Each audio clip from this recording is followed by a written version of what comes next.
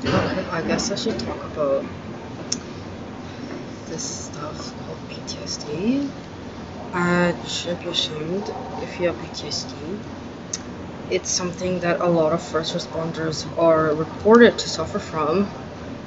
War vets suffer from this quite frequently. Now, you can take two different people and put them through the exact same thing, and one of them will have PTSD, the other one won't. So that's the difference.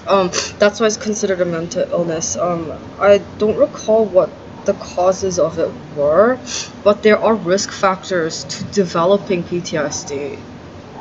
Like with all mental illnesses, so there are risk factors.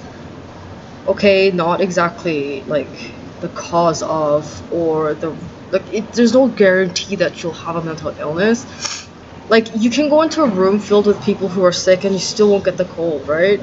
Like they're unlike people who are like probably immunocompromised or they weren't feeling very good that day, so they were already like, they were stressed out, as in like they were working out or they just came from like a 10-hour long shift and then they went into a room filled with sick people. Then yeah, most likely they might end up contracting an illness. But to be fair, healthcare workers are exposed to sick people all the time and you don't see them getting colds, and they work very long shifts supposedly. I actually don't know if they do, but yeah, that's again, that's not really a guarantee that you'll get sick. But the risk factors for PTSD is the same thing as any other mental illness, which is I think it's like outlined, it was outlined here.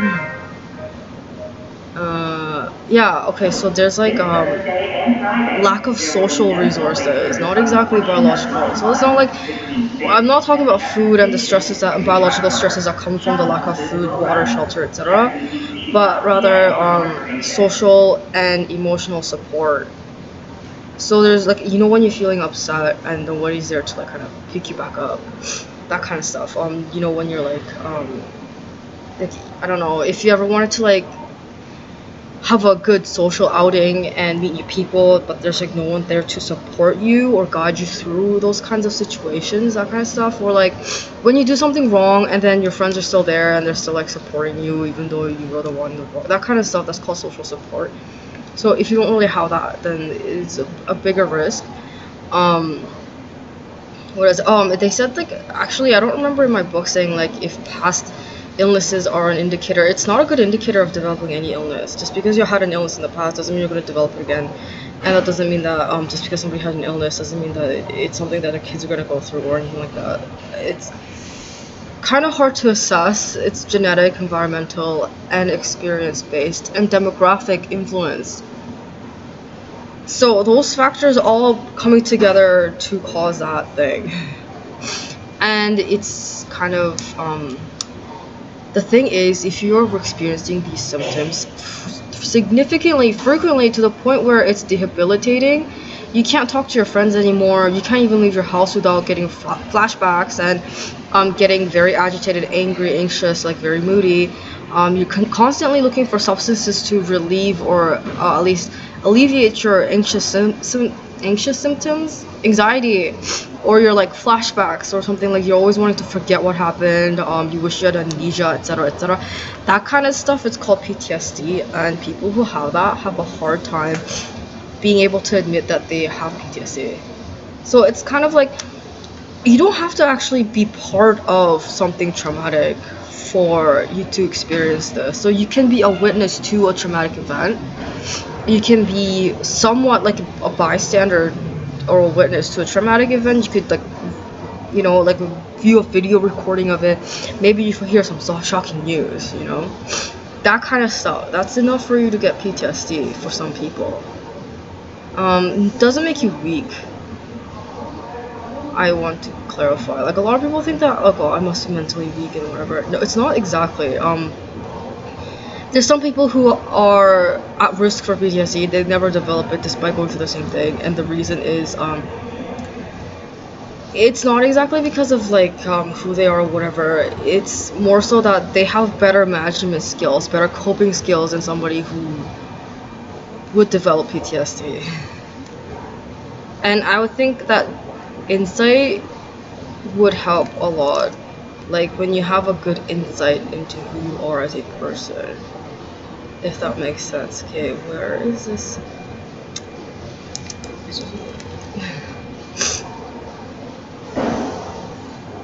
So it's like a lot of people who are at risk, but they are aware of like these situations, and people who go through that and they know what the world is like, they have a general idea of what people are like and the things that exist within this society.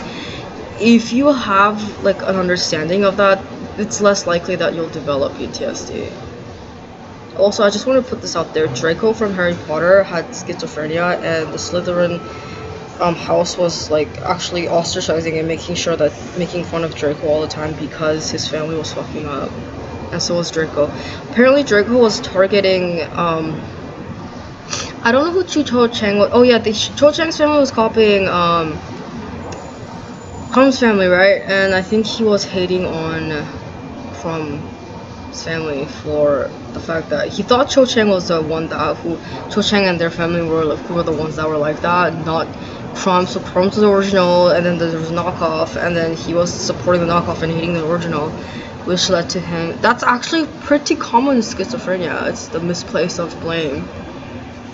Yeah, if you're misplacing blame or unable to find who is responsible for these things, then you typically tend to develop schizophrenia later on.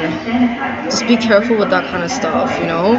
Even if you personally believe it, if you have no evidence for it, just be like, oh, this is my personal opinion. I actually don't know. Like, just leave it at that. Like, if you actually continue to do something about it, you talk about it, that's doing something. You're telling other people about it, that's doing something. That kind of stuff, again, like, that's gonna negatively impact you because some people take your word for it, you know? They have no reason to ever, like, doubt you or think, like, why would this person lie to me? Right? Like, what would the point of this person ever lying? Blah, blah, blah, blah, blah. Okay. Symptoms and signs. You have to have it for a month. Okay, some people experience symptoms of PTSD for less than a month. If that's the case, then they no longer are qualified for the diagnosis of PTSD. But if it's for a month or longer, that's when you have PTSD. It can even be delayed up to 6 months according to this website. I don't know if that's true. Typically, symptoms are very early onset. You can tell right after a traumatic event. The thing is, if it's too traumatic or if it's too overwhelming for that person at that point in time, typically this is for nuclear families. So these nuclear families are families who are no longer in contact with or no longer live near their extended family members. So it's like there's mom, dad, and then the kids. And those are the people in their household that they are in constant contact with, and they never see their extended family members unless it's like a wedding or a funeral or something like that. That's called a nuclear family. Those are more at risk for, what was it, like, yeah, if you're actually a nuclear family, you're more at risk for developing PTSD, surprisingly. Very American, actually. Ever since like the whole like immigration stuff patterns and stuff, in America there's a lot of nuclear families. It's not really common outside of America. Most people are in contact with their extended family members, but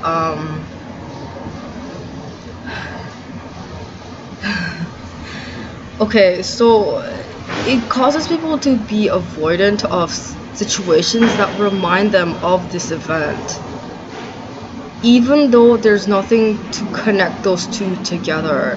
And oh, I forgot to mention, if it's too shocking or too much stress for that person, they end up developing this thing called amnesia. Now there's different types of amnesia. There's one case study that was presented in the textbook, and it stated that there was a man who, as far as they could figure out, he had an argument with his son, and after the argument he left for a walk and he never came back home, and they found him like years later working as a fry cook in a town like probably, like, I think it was like in the next state or like 3 states over, and he completely forgot his name. He walked into the restaurant saying he doesn't remember what his name is, he doesn't remember anything, he needs a job because he needs money, and he doesn't know what he's supposed to be doing. And he started working there, and he forgot that he had a family. That's amnesia. The one of the amnesiatic fugues or something. Typically, people who suffer from amnesia, they don't always go through these traumatic events. Some people do, some people don't. I don't know if there's a trigger for it. I think there's like a whole field of PhD study based on amnesia. But unlike the video game, you know, it's scary. People with amnesia are not aware that they have amnesia.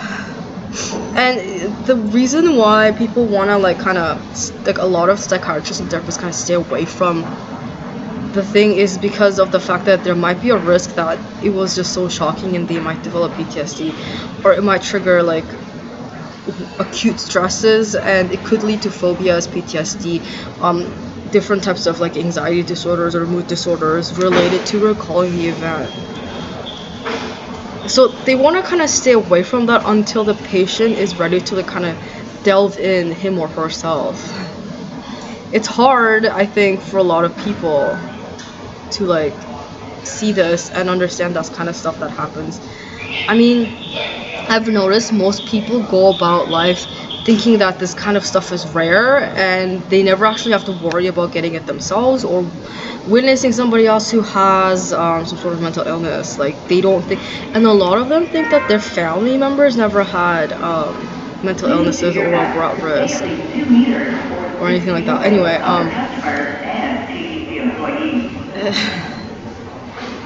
so there's a lot of fear and panic.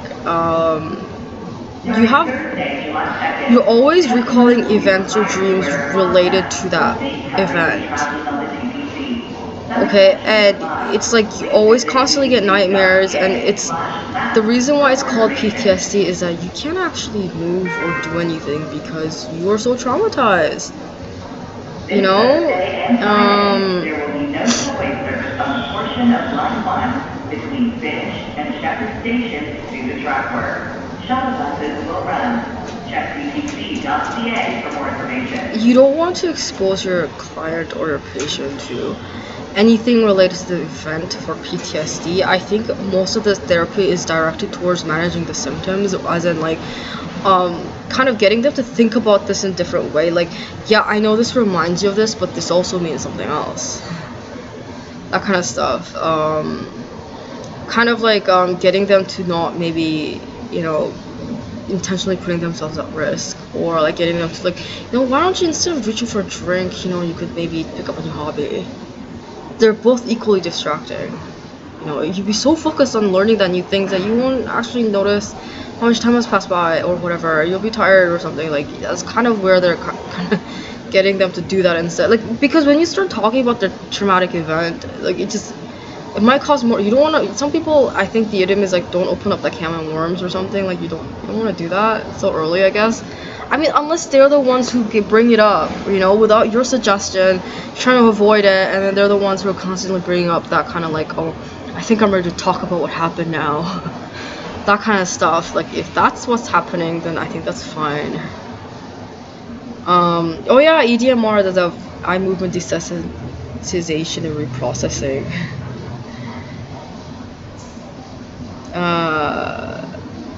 Yeah, apparently that's very like helpful, you know, like getting your patient to like look at different things, different points.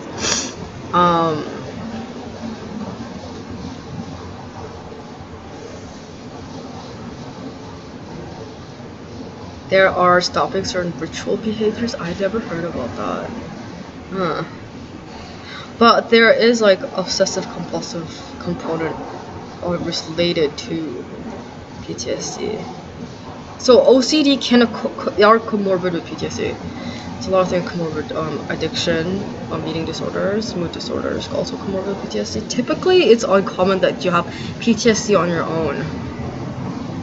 Actually, now that I think about it, anyway, it's bad, man. How do people? Yeah, people get treated for PTSD all the time. I mean, I know people make it sound so like, but at the end of the day, the reason why it's listed in the statistics diagnostics manual is just to let the doctor know and other doctors know that these are very common and frequently encountered problems and are treatable. This is why these companies are making medications for it.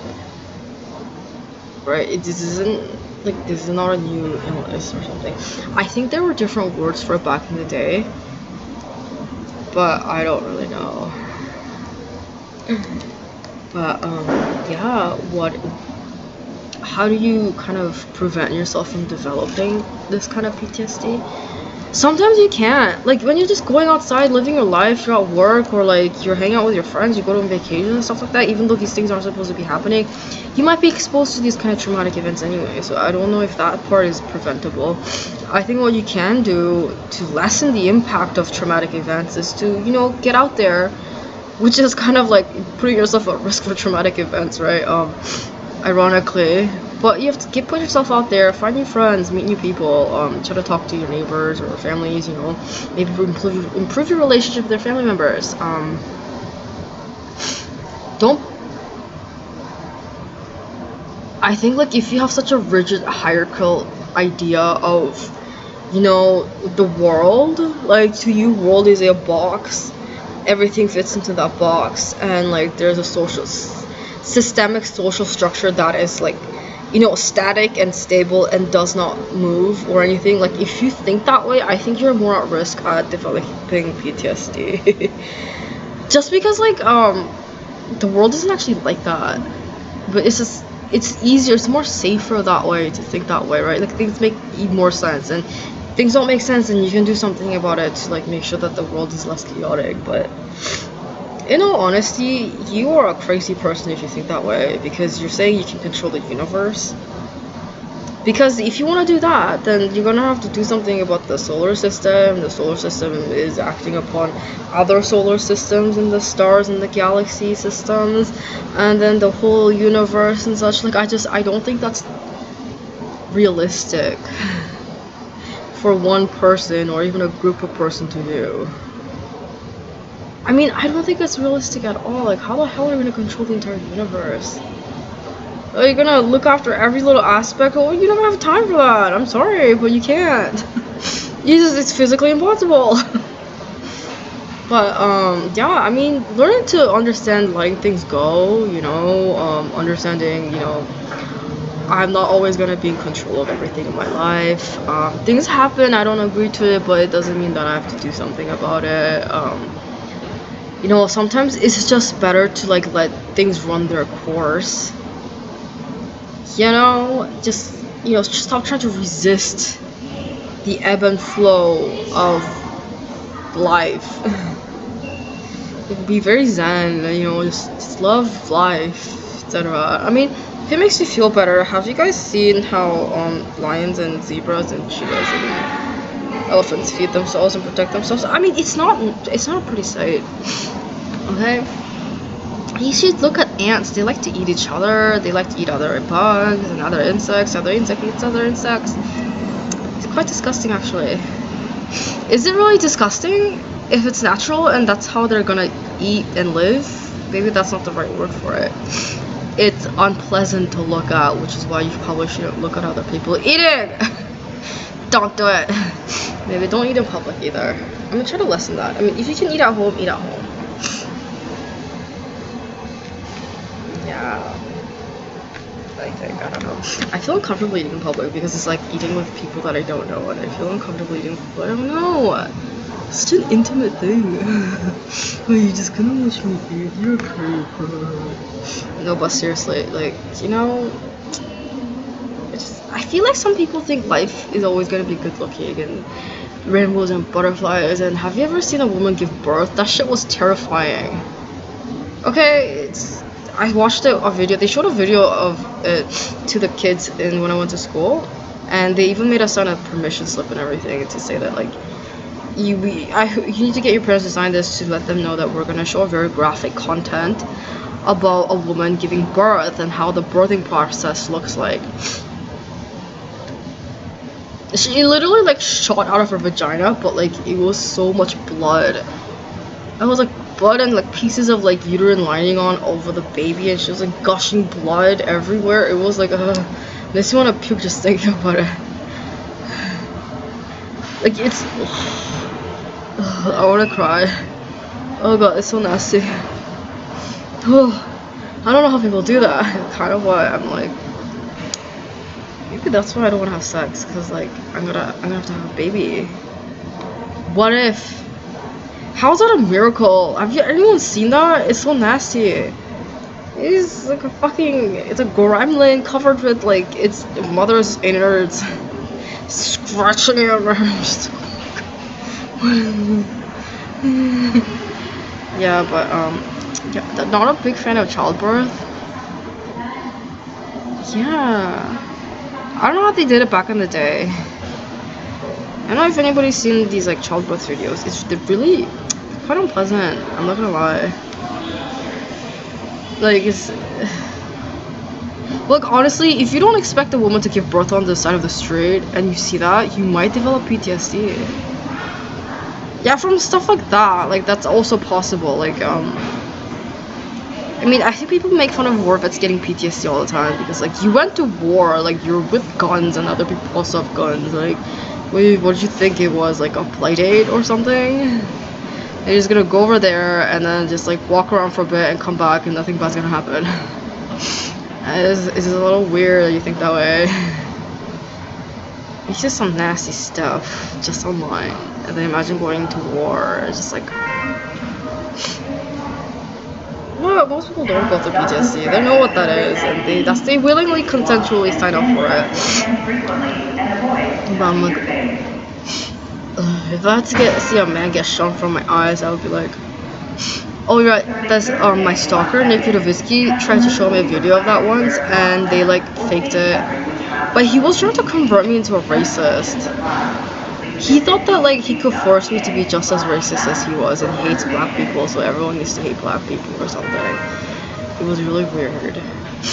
And then he like tried to like only show me videos where like Russian people were fucking up because he's Jewish, or like where black people were getting like screwed over or something. He thought that kind of stuff was funny, and I'm like, what are you laughing at? And then he's like, it's funny because people are doing the car accident, they don't get joking. And I'm like, what? Are you evil or something? What's wrong with you?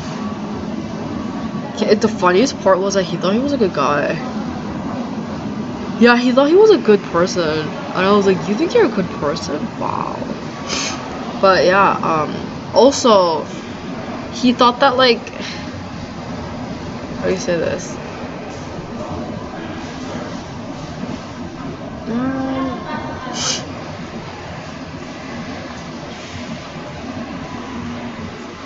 What else was it? Oh yeah, he like showed me like videos of like black people shooting each other and stuff, and I'm like, well, is that fake? It was fake. I soon figured out. I'm like, even if it's fake, like you're on the university Wi-Fi, like why would you open up links on the university Wi-Fi on your computer, watching that kind of stuff? Like black people don't know how to use the internet or something. Like, are you stupid? Like, yeah, black people don't work at UFT, right?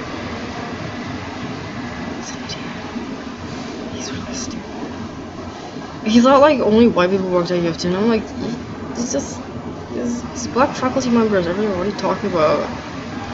You got black TAs. Like, there's black students attending the school. Like, what are you saying?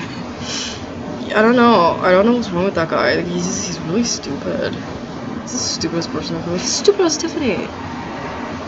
He might be stupider than Waleed, and that's saying a lot. But yeah. If you have PTSD, please, you know, take a chill pill, man. Let things go, you know, and also, see a therapist. Get on medication ASAP. You need that medication, unfortunately. You're gonna have to go meds. Sorry about that. Sorry you're gonna have to take some medication. And then work with your therapist or a psychiatrist. Work with a psychiatrist to find a therapist so you don't have to get treated for PTSD ever again. And if that doesn't work out, then just stick with your medication, you know, try to build or establish better social relationships, and, you know, meditate, learn how to let things go, and kind of work with your triggers. Like, be aware of your own triggers. So it's like, every time I see this object, it could be the shape or the color, I get triggered, so maybe I should just kind of avoid those objects, replace it until I feel better or until I get better. And then when I get better, I can start kind of exposing myself to said objects again, and things will be better. I will start getting better slowly. And don't ever forget to, just make sure that everything else is stable in your life. There's a stable aspect to your life, not everything's so chaotic. And that's it, I think. Have some fun. Remember fun? Remember when it was like before the big event? The big event. Before that big event, things were good, things were fine, everything was fun, bright, sunshiny day. And then it happened. But yeah.